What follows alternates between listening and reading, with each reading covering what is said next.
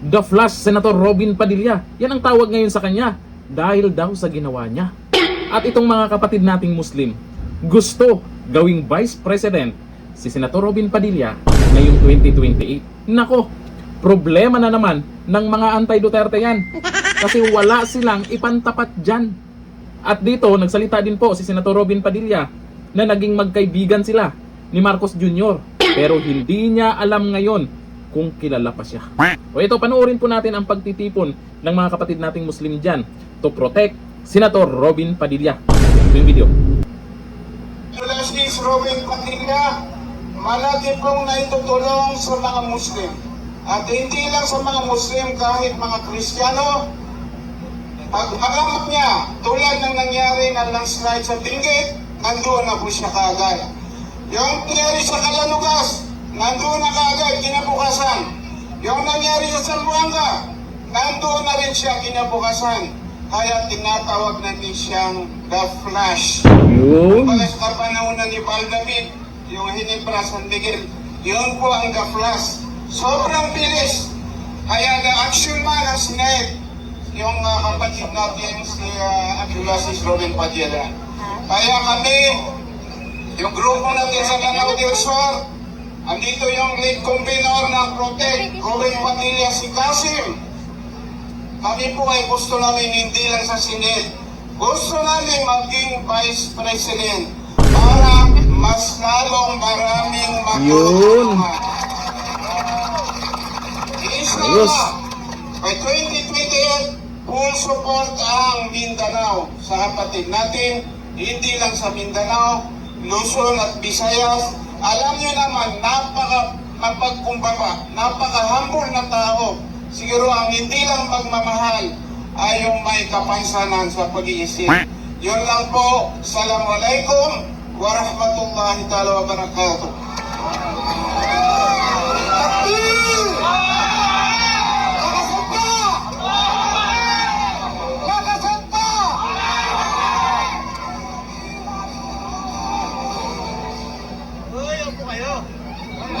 Magandang hapon po sa inyong lahat. Sa mga kapatid ko pong Muslim, Assalamualaikum warahmatullahi wabarakatuh. Sa mga kapatid po natin Kristiyano, sumayin niyo po ang kapayapaan. Alam niyo po, napakaganda ng mga sinabi ng aking mga kapatid. Maraming salamat. Pero mas gusto ko yung unang sinabi. Yung panahon na ako'y nasa pelikula pa. Alam niyo kung bakit? Kasi nung nasa pelikula po ako, wala akong cashier. Nung nasa pelikula ako, mahal na mahal ako ng mga tao. Lalong-lalo na yung mga kababaihan.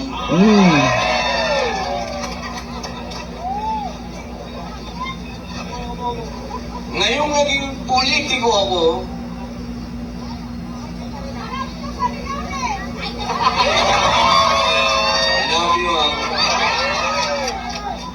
gumigising pa lang ako, may basher na.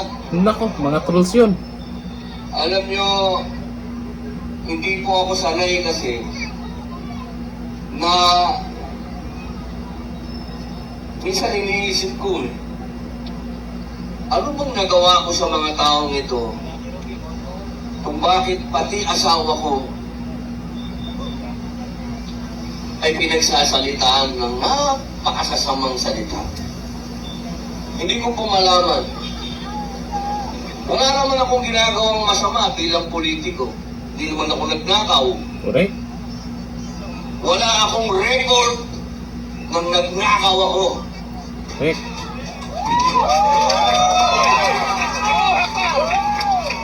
Kung meron, dapat magalit ang tao doon sa mga magnanakaw. Tama. Pero sa mukhang to, ba't di nagagalit? At pati yung asawa ko, dinamay pa.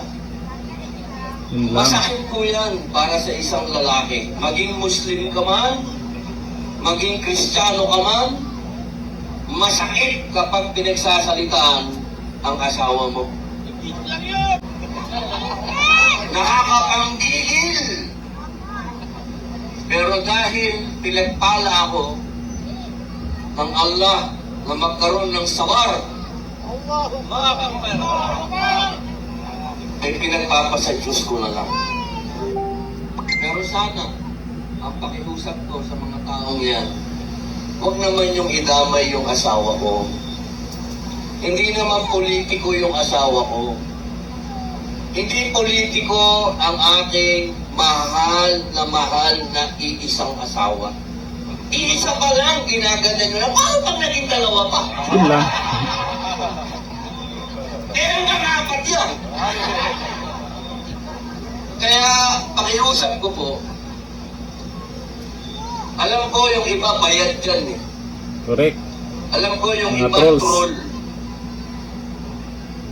Troll po, yun yung mga kumikita.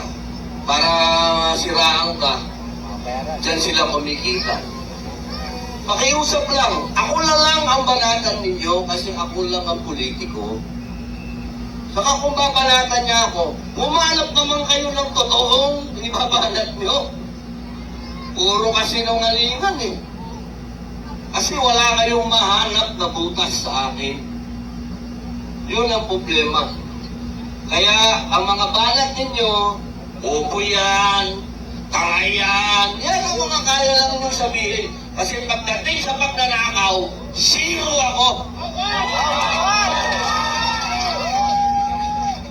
Maka-Duterte ka kasi, kaya binabanatan mo yung Marcos. Hindi po. Gusto ko pong malaman ninyo, kaibigan ko din po si Bongbong Marcos. Nung kami po ay mga binata pa, barkada ko po yan. Yun. Magkaibigan po kami niyan. Nung bagong dating po yan, galing Amerika, ako po ang barkada niyan. Noong panahon, na isinusuka sila, ako ang barkada niya. Ngayon lang, medyo gumulo. Hindi na yata ako kilala. Yun lang. Pero mga kababayan, Yun lang. Parang hindi na daw siya kilala. Eh, marami naman naging kaibigan yan si Junior na sumuporta din sa kanya na nung naging pangulo siya, mukhang hindi na rin talaga niya kilala. Andyan na sila. Nakuha na ang gusto niya. Pero itong si Senator Robin Padilla, malamang tatakbong Vice President ito. Ito ang hindi nila kayang tapatan. Malamang sure win yan. Asahan na natin sa mga susunod na araw, buwan, o susunod na taon, paninira ang ibabato nila kay Senator Robin Padilla. Yung mga trolls, magdo-double time yung mga yan. Pero siguraduhin nyo, yung banat nyo ay katotohanan lamang. Andyan ang mga kapatid nating mga Muslim, kahit pa hindi mga Muslim. Suportado si Senator Robin Padilla dahil nga naman, hindi magnanakaw yan. Sa 2028, BP Sara, Robin Padilla, nako, solid yan. Ganito na lang, thank you. Bye-bye.